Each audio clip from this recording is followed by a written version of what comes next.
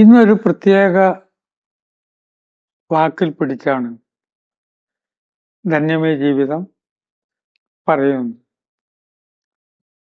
എല്ലാ ദിവസവും അങ്ങനെ തന്നെയാണ്. മുൻകൂട്ടി ഇങ്ങനെ പ്രിപ്പയർ ചെയ്തിട്ടൊന്നല്ല ഈ പറയുന്നത്. പ്രസംഗിക്കാൻ ഒരു ഫംഗ്ഷന് പോയാൽ എന്റെ ശീലം അനുസരിച്ച് ഒന്നും പ്രിപ്പയർ ചെയ്യില്ല. ആരെങ്കിലും പറഞ്ഞ ഒരു വാക്കുമ്പോ പിടിച്ചാട് കയറും. ഒരു വാക്കോ വരിയോ മൈക്കിന്റെ ചുറ്റുമുള്ള ഒരു കാര്യമോ ഒരു തവണ കാലിൽ എന്തോ തടഞ്ഞു നോക്കുമ്പോ എന്തോ ഒരു കയർ അവിടെ കിടക്കുന്നുണ്ട്. ഒരു കയറ് കാലിൽ തടഞ്ഞു കൊണ്ട് കയർ എന്നുള്ള വിഷയത്തെ പറ്റിയാണ് പിന്നെ 1.5 മണിക്കൂർ സംസാരിച്ച കയറെന്നൊക്കെ പൂട്ടോ. ഒരു തുടക്കം കിട്ടാനാണ്. അന്ന് പറഞ്ഞു ഏതൊരു വ്യക്തിയെയും നമ്മൾ അറിയണത് ആ വ്യക്തിയുടെ ഉപജീവന മാർഗം നോക്കി ആണ്. ആരെ പറ്റുന്ന ആലോചിച്ചു. പി ആർ നായർ കേട്ട കഥ എഴുത്തുകാരനാണ്. അത് ഉപജീവന മാർഗമാണ്. വക്കീല് കോടതി പോണു, കേസ് ബാധിക്കണു, ഉപജീവനമാണ്. ഡോക്ടറുടെ ഉപജീവന മാർഗമാണ്. ഏത് പണിയും ഉപജീവന മാർഗം എന്താന്ന് കേട്ടാണ് ഈ വ്യക്തിയെ മനസ്സിലാക്കുക. തീവണ്ടിയിൽ അടുത്ത സീറ്റിൽ ഇരിക്കുന്ന ആളോട് പരിചയപ്പെട്ടു, വീട് എവിടെയാ? അപ്പൊ അയാൾ പറയും ഷൊർണൂര്. എന്താ പണി? ഇന്ന പണി. ഇന്നതാണ് അയാളുടെ ഉപജീവന മാർഗം. പ്രപഞ്ചത്തിൽ കാണുന്ന മനുഷ്യരെ മുഴുവൻ ഉപജീവന മാർഗത്തിലൂടെ നാം പഠിക്കുമ്പോൾ ഉപജീവനം എന്ന് പറയാൻ എന്താ അർത്ഥം? ഇപ്പോഴത്തെ ഉപമുഖ്യമന്ത്രിയാണ് ഞാൻ. ഉപയാ. അപ്പൊ മുഖ്യമന്ത്രി വേറെ ആളുണ്ട്, തീർച്ചയായില്ലേ? ഉപപ്രധാനമന്ത്രി എന്നുള്ള എന്താ അർത്ഥം? പ്രധാനമന്ത്രി വേറെ ആളുണ്ട്. അഡീഷണൽ സെക്രട്ടറി എന്ന് പറഞ്ഞാൽ എന്താ അർത്ഥം? അപ്പൊ സെക്രട്ടറി വേറെ ആളുണ്ട്, ഇത് അഡീഷണലാ. അങ്ങനെയാണെങ്കിൽ ഉപജീവനത്തില് ഇത് ഉപയാണല്ലോ. Hero ജീവനമാണ് hero. ഈ സംഭവമേ നമ്മളവിടെ വിസ്മരിക്കുന്നുണ്ട് എന്നുള്ള സത്യ. സംഭവം വിസ്മരിച്ചു. പ്രായം ഇത്രയും 93 ഇപ്പോൾ അതിന്റെ ഉപജീവന മാർഗമാണ്. 20 തലമുറയ്ക്കുള്ള മുതലുണ്ടായി കഴിഞ്ഞു. ഇനിയിപ്പോ ഉപജീവന മാർഗം. ഏറ്റവും പ്രധാനം ജീവനം ആണ്. ഞാനിപ്പോ ഇത് സംസാരിക്കണു. ഒരാള് ക്യാമറ മുമ്പിലുണ്ട്, ലൈറ്റൊക്കെ ശരിയാക്കിയിട്ടുണ്ട്. ആ സൗണ്ട് റെക്കോർഡ് ചെയ്തില്ലേ എന്ന് ചോദിക്കുന്നുണ്ട്. ഇതൊക്കെ എന്തിനാ? ഇവിടെ സംസാരിക്കാൻ. പ്രധാനപ്പെട്ട ഇതൊന്നുമല്ല. ഇവിടെ സംസാരിക്കുക എന്നുള്ള പ്രധാനം. നമുക്കിപ്പോ ജീവനം വേണം. അല്ല, ജീവനം ഒറ്റയ്ക്ക് ഉണ്ടാക്കാൻ പറ്റുമോ? അതിന് ഉപജീവനം വേണം, വേണം. സെക്രട്ടറിക്ക് എല്ലാം കൂടി ചെയ്യാൻ പറ്റില്ല. അപ്പൊ അഡീഷണൽ സെക്രട്ടറി വിളിക്കുക, ഉപമുഖ്യമന്ത്രിയെ വിളിക്കുക എന്ന് പറഞ്ഞ മാതിരി. ഒരു കാര്യത്തിൽ ലയിച്ച് ഒരു കർമ്മം ചെയ്യുമ്പോൾ അതിന്റെ പേരാണ് ജീവനം. അതിൽ ലയിച്ചു. കുട്ടികളെ നോക്കുമ്പോ അമ്മ കുട്ടിയിൽ ലയിച്ചില്ലേ? ആ കുട്ടിയുടെ മുഖവും ചിരിയും കാണുമ്പോൾ അമ്മയ്ക്ക് ഇനി വേറെ വല്ലതും വേണോ? വൈകുന്നേരം വരെ കുട്ടിയെ നോക്കിക്കൊണ്ടിരുന്നു. ഇതാണ് ജീവനം. അല്ല, അപ്പൊ വൈകുന്നേരം വരെ കുട്ടിയെ നോക്കിയിരുന്നാൽ അടുക്കളപ്പണി ആര് നോക്കും? അതാണ് ഉപജീവനം. കുട്ടിയൊക്കെ വലുതല്ല അത്. ആ കുട്ടിയെ നോക്കുന്നതിന്റെ ഇടയ്ക്ക് ഉപജീവനം വേണം. ചിലപ്പോ പലർക്കും പല ജോലികളൊക്കെ ചെയ്യേണ്ടി വരും. അതെന്തിനാ?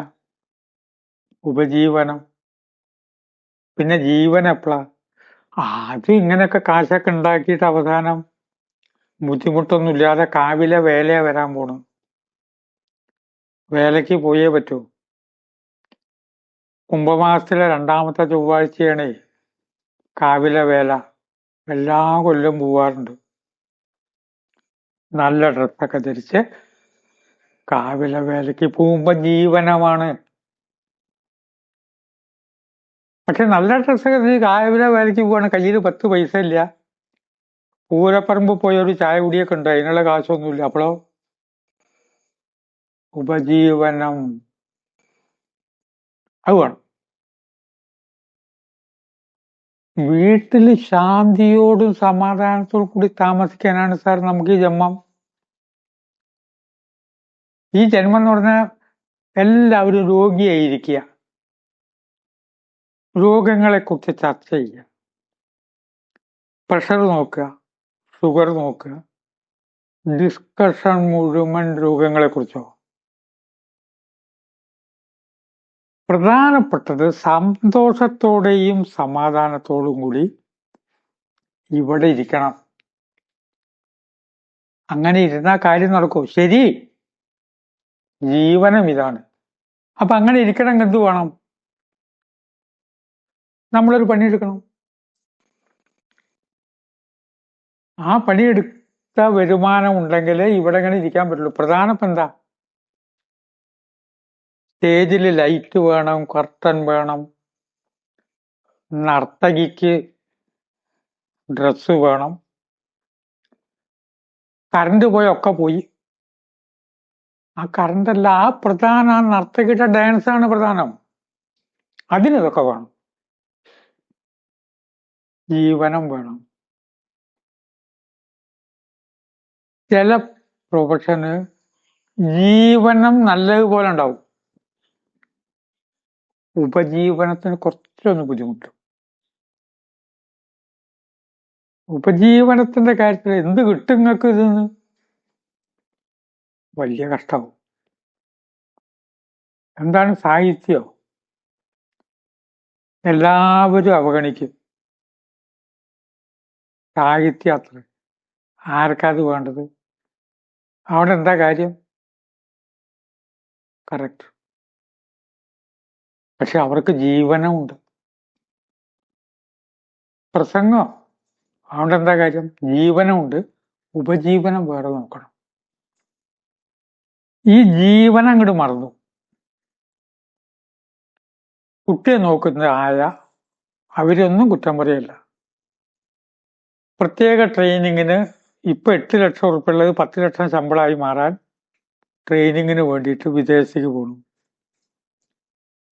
ഭർത്താവ് ജീവനത്തിന് വേണ്ടിയിട്ട് എന്ത് ചെയ്തിരിക്കണു?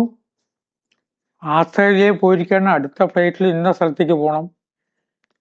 ഇവിടെ ബംഗ്ലാവ് ഒഴിഞ്ഞു കിടക്കണം, ആരും താമസമില്ല. അവിടുത്തെ കാവക്കാരുണ്ട്. ജീവനമുണ്ടോ? ഇതാണ് ജീവനം. ആദ്യം നമുക്ക് സന്തോഷമായിരിക്കണം.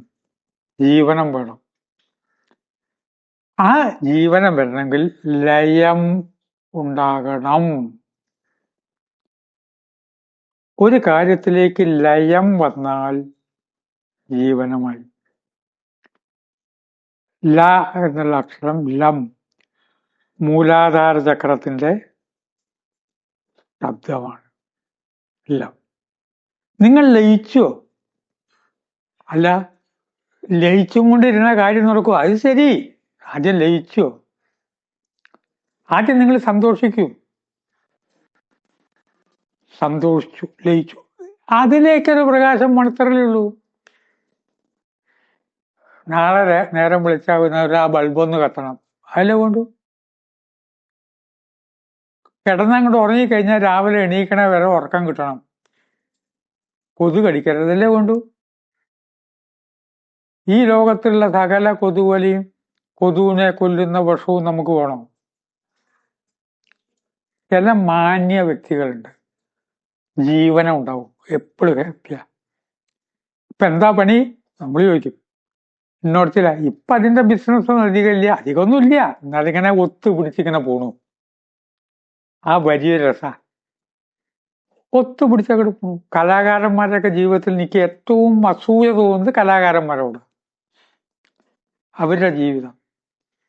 അപ്പൊ അവരെ കാണുമ്പോൾ ഒരു കുശലം ചോദിക്കും, ഇപ്പൊ എങ്ങനെയാ, ചാൻസ് ഉണ്ടോ? അങ്ങനെ ഒത്തുപിടിച്ച് പോണു, ഇപ്പൊ പണ്ടത്തെ പോലെ ഒന്നുമില്ല. പക്ഷെ അവര് ജീവനുണ്ട് അവർക്ക്.